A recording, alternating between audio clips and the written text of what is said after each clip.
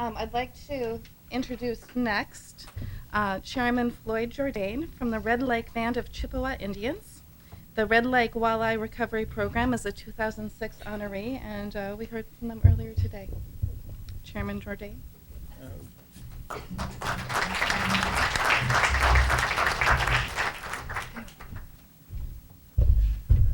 Fuju, hope I don't talk too loud in this.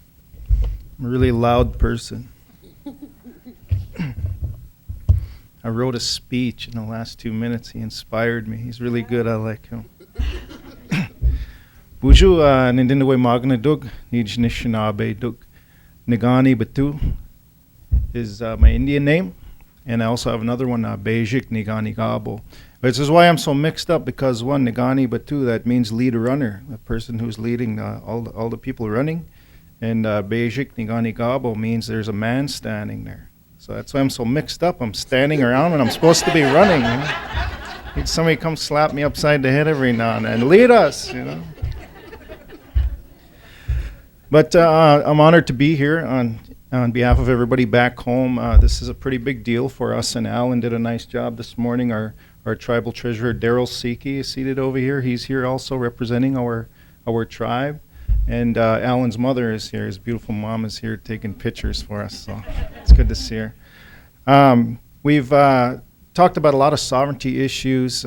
Red Lake is a huge reservation. There's 10,000 members. We have about 750,000 acres of pristine woodlands, lakes, lands, resources. And it's something that I was honored to be able to serve as the chairman there. And we've been around a long, long time. There's a lot of Ojibwe nations, and in Minnesota, there's a thing called the Minnesota Chippewa tribe, where all of the Chippewa tribes are like a conglomerate joined together. Red Lake is not a part of that structure, and that goes back historically to our chiefs. We came from a system of chiefs and hereditary chiefs that governed by consensus. We moved into the agreement era.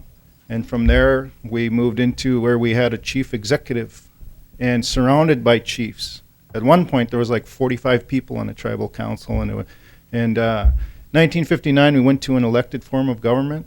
Now we have 4 districts, 2 districts from each representative, and 3 executive officers, a treasurer, a secretary, and a tribal chairman, who a lot of older people still consider to be the chief of the tribe, the principal chief. So it's a position that is very complex. There's a lot to know. And one of the things that I'd like to talk about today, which Mr. Thomas touched on, was the education of the next generation, next wave of people who will protect and defend our tribal sovereignty. And we just think of it as something that we've always done. Red Lake did not want to be a part of the other tribes because we respected the other tribes. We knew what was going on in the 1800s with the massacres and those type of things. We knew that the government that was overseeing this country was very serious, with a very serious and dangerous agenda.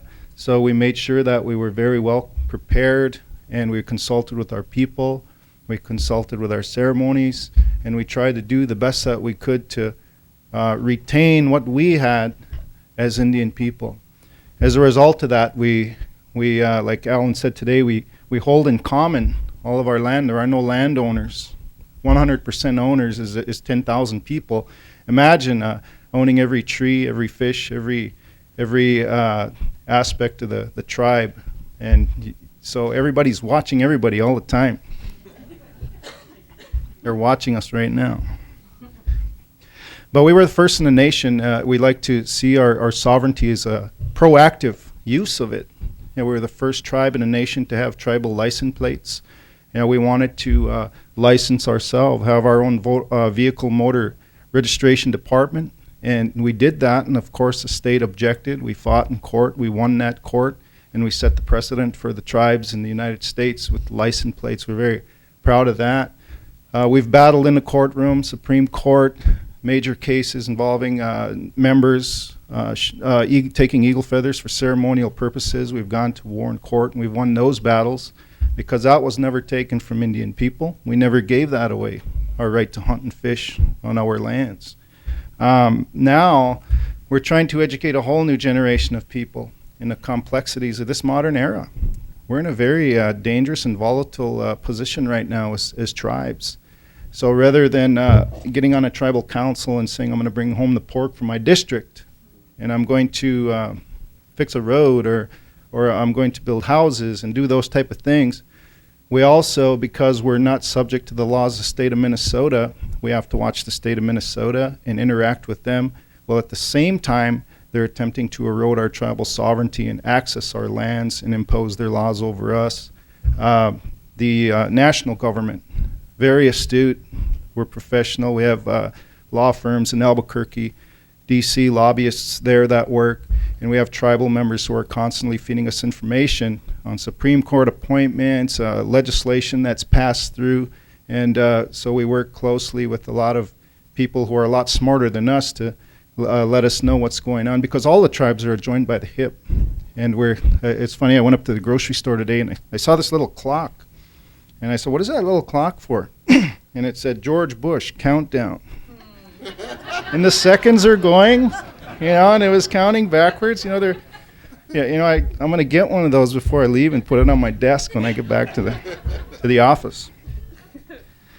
But a good example of us proactive with our sovereignty is the fisheries, interacting with the state of Minnesota, the federal government, and the fishermen on our reservation. Now we said, well, we're not going to sit around and wait for something bad to happen to us. Now we're going to initiate this ourselves. We don't need to be told to save our walleye. We don't need to be told to try to put businesses together. We don't need to be told to educate ourselves on how to run business. We're going to do those things ourselves. So I think it's a good way to go. And I really like what the Harvard project is doing. I've been kind of going to the website for several years now. Before I was chairman, I was reading some of the stuff when I was taking classes. So it's really good that someone out there is trying to make sense of all of this. It's pretty complex. So another example was in March 21st of 2005. Some of you may recall we had a horrible tragedy on our reservation where we had a school shooting there. Several people lost their lives.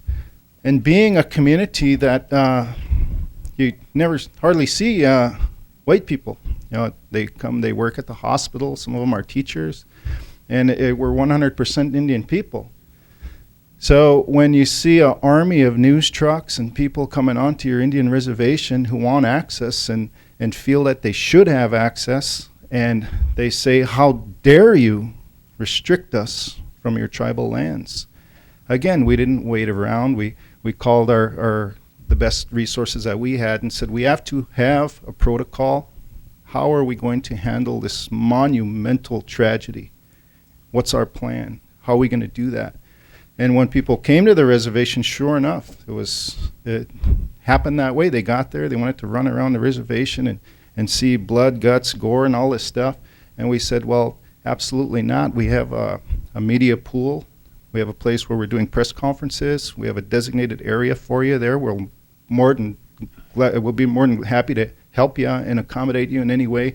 They said, no. They despise the fact that Indian people had a structure, were educated, had laws, and they had to abide by them. They said, that's ridiculous. This is the United States of America. Who the hell do you think you are? So we're the Red Lake Band of Chippewa Indians, and you are on Indian land, and you follow our laws. So we do take the boats and the planes and those kind of things like Alan talked about. And even though there's laws out there and there's congressional acts that say that we can't do those type of things, we beg to differ. We test that. We've always been cutting edge. And if someone enters into our tribal lands and if they don't act accordingly, we do reserve the right to kick them the hell out. We've always done that. In fact, under the former tribal chairman Roger Jourdain, there was a passport system that was implemented through the Red Lake Band.